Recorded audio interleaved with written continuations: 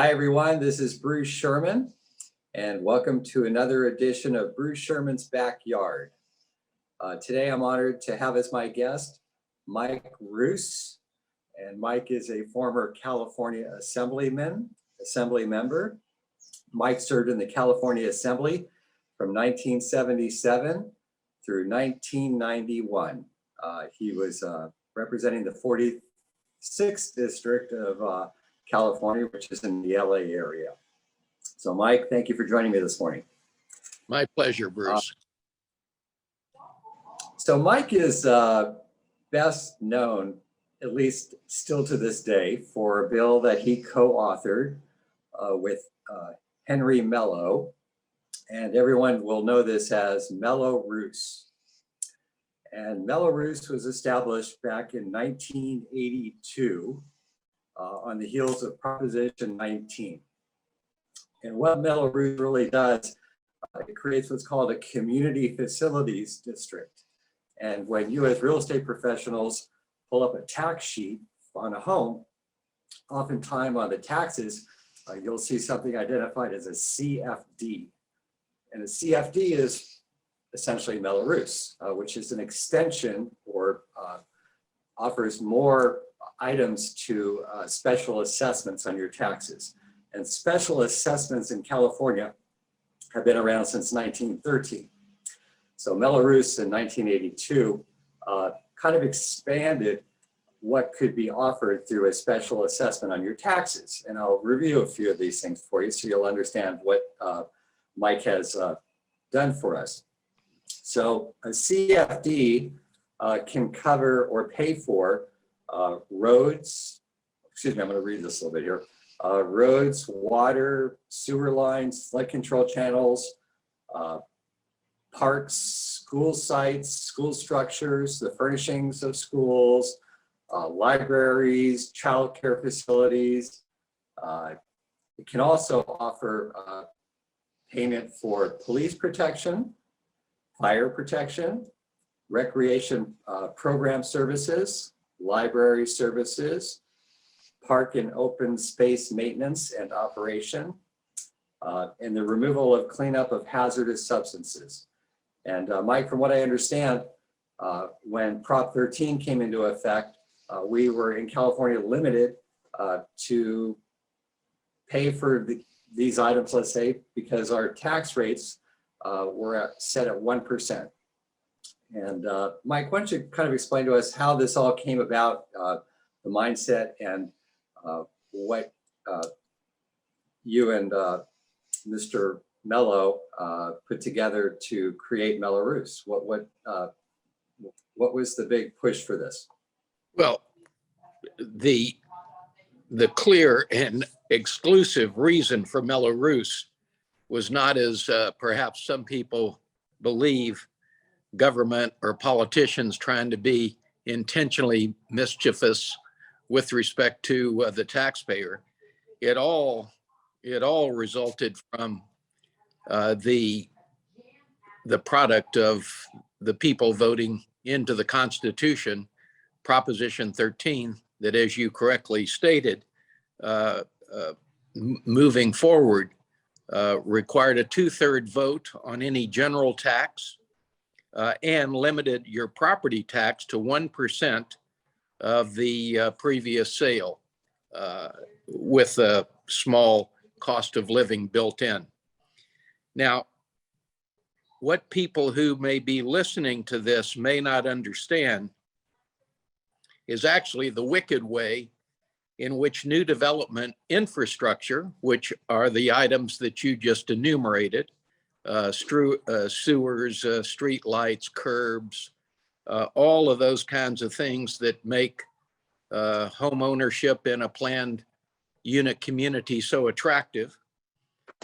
The way it used to work is the developer, once they got approval with their tract map, would basically tell the assessor that the calculation for installing sewers, installing the street lights and the curbs, paving the streets would cost X number of millions of dollars.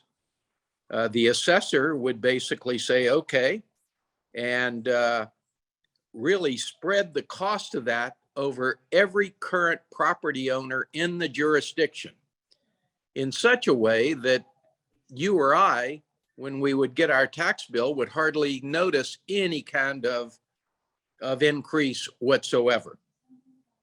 However, when Jarvis passed, one of the unintended or perhaps intended consequences of this monumental constitutional change was that that would now be viewed as a tax increase, which would require a 2/3 vote of all of the people in the jurisdiction for which the tax was going to be raised. As a consequence, starting in 1978, all new development basically stopped in its tracks. No one could get anything done, and there became a clamor within the legislature, pressed by developer interests, that you've got to do something. We cannot build out these homes for which there is an incredible demand. If you'll remember, all of the new home areas were like northern San Diego County, Riverside County, Sacramento County, all of these areas where farmland was being converted into planned unit developments. So I was kind of the housing guy in the assembly, and so a lot of the pressure came my way. And literally for a couple of years, the only thing that we could come back to was, well, we ought to just have a benefit assessment. Unfortunately, the benefit assessment always concluded with a majority vote. So in other words, all of those people that would benefit by the infrastructure that would be elemental to the home that they were going to live in, they would be the only beneficiary. So they would pay their share for the installation of the sidewalks, of the street lights, etc. Republicans basically said, Mike, there is no way we can vote for anything that has a majority vote in it on the heels of the passage of Prop 13. So that became the reason that there was such a time lag between the passage of Prop 13 and the implementation of Roos Community Facilities Act of 1982. So there's a speculation that that Roos was used by home builders to offset the cost of the, let's say, infrastructure where they would build new homes, so that they could sell the homes for less money. Where, let's say, it would cost $10,000 to $20,000 to put in the sewer and the streets and the street lights, and the builder did not have to pass that cost on to the home buyer.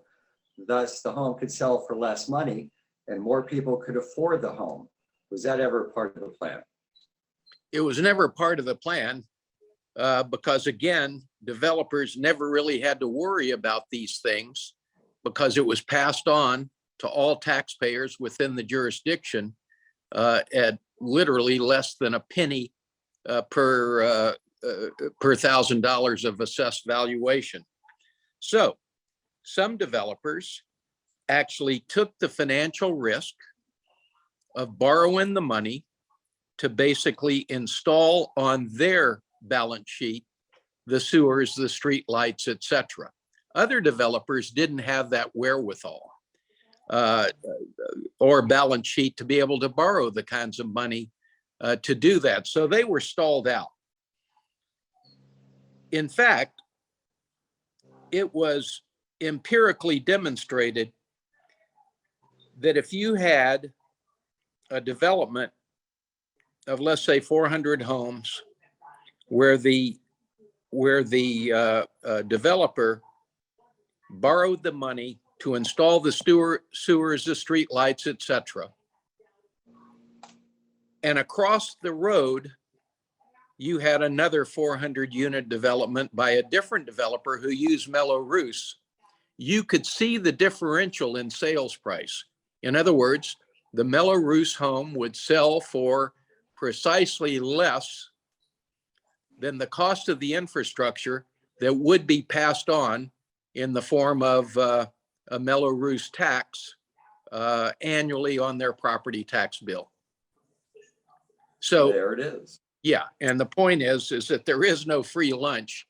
There is no benefit to buying into conceivably or theoretically, or as I said, in 1984, 85, 86, you could do the side-by-side comparison and see the exact differential for the exact same home.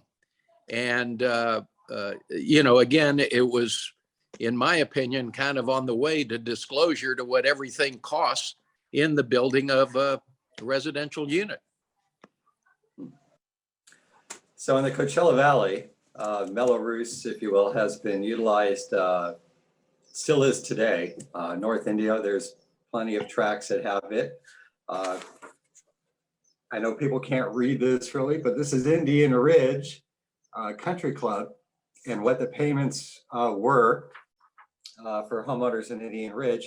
And most of the, and actually it's interesting because the larger the property, square footage wise, the higher the tax amount.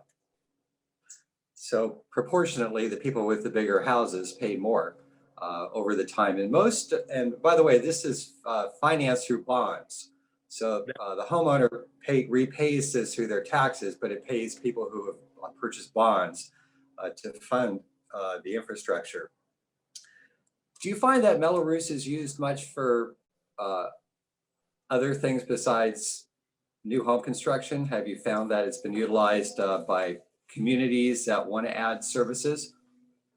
Yes, I have, Bruce, and it's an excellent question. There have been some innovative uses of Roos. I know that there was an existing high-rise in San Francisco that for that one building, they used Roos for a variety of amenity improvements. And of course, everybody had to buy for that to pass.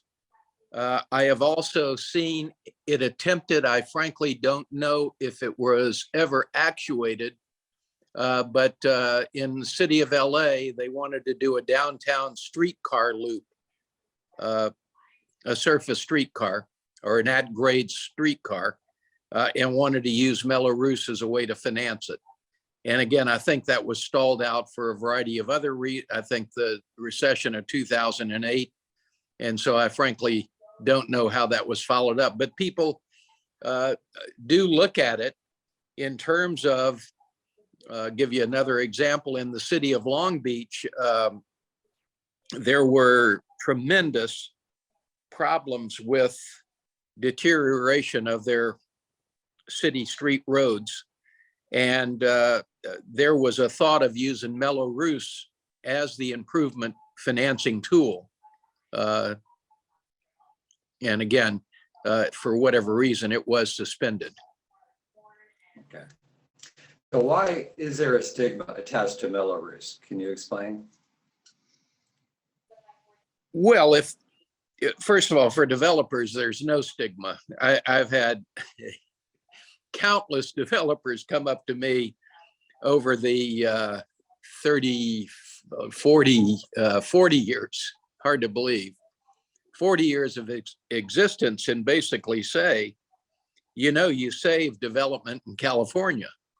And I look at them and I say, well, I always thought it was going to be a bridge to something else, and am as astonished as you are that it's still a permanent financing tool that, by the way, has financed over $8 billion in infrastructure in this state over the course of that time.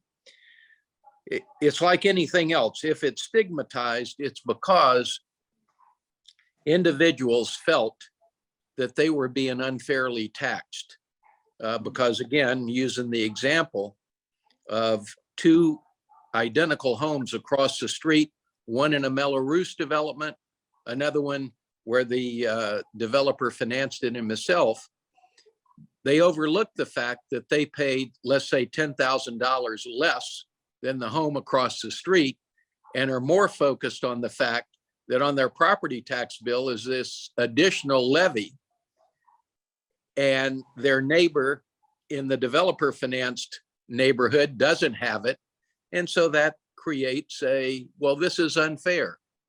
And, once again, I think that analysis has shown that it's not unfair. Secondly, I was surprised because the IRS originally ruled that Mello-Roos taxes were not deductible, as are your property taxes.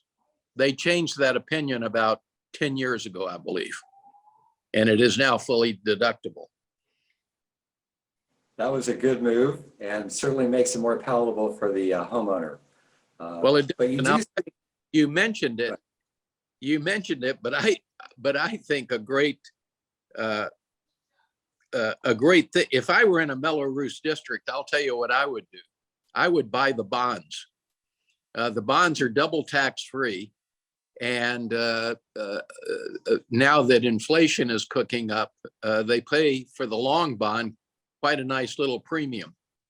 And so, if you don't like the tax, you can kind of arbitrage by paying the tax but owning the bonds and getting a nice return on those bonds, again, that is tax free.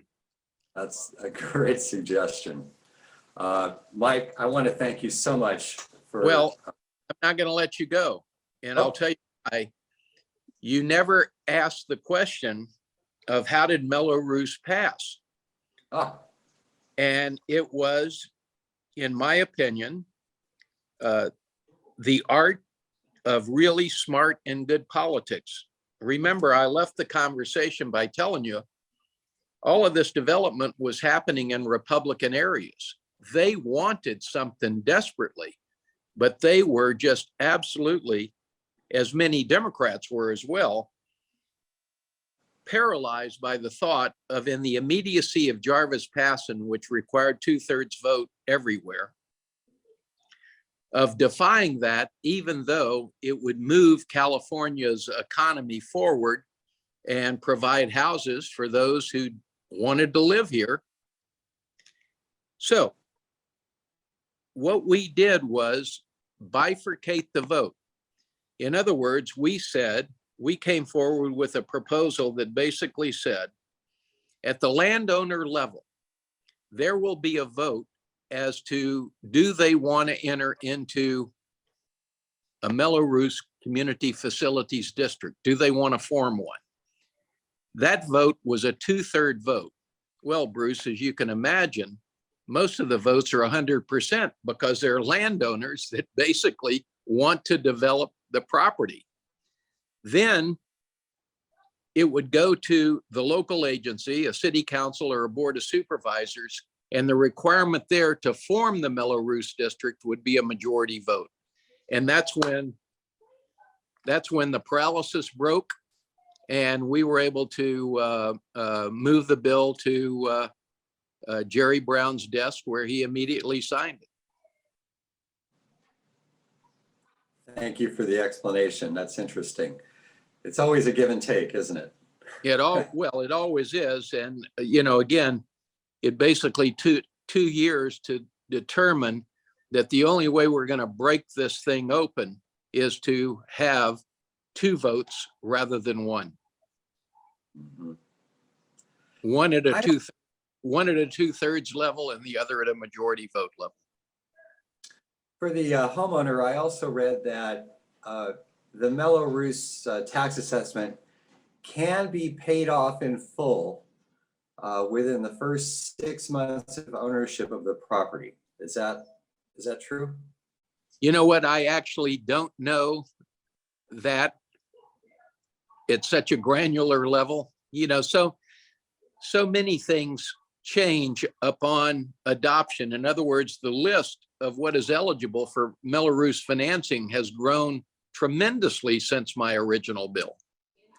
And so that payoff, I don't remember that payoff provision, and I suspect it may have been amended later into the bill. or into the legislation. Mike, is there anything else that we need to cover about CFDs or Mello-Roos? I think that's basically it. After all these years, I'm still very proud of the fact that my name is attached to it. There has been some anger, dismay, but also on the other side of that, there's been the realization that was stalling development of much needed residential homes for a couple of years in California. Mike, thank you so much for joining me this morning for Bruce Sherman's Backyard. Your insight has been very much appreciated in clarifying the nuances of Mello-Roos and what its intention was for and how it's progressed through the years. Thank you again. Thank you, Bruce. See you soon. And don't forget, WFG National Title features an exclusive 25% discount to the sellers who are seniors 55 and older or who are military. Write us in and we'll save your clients money.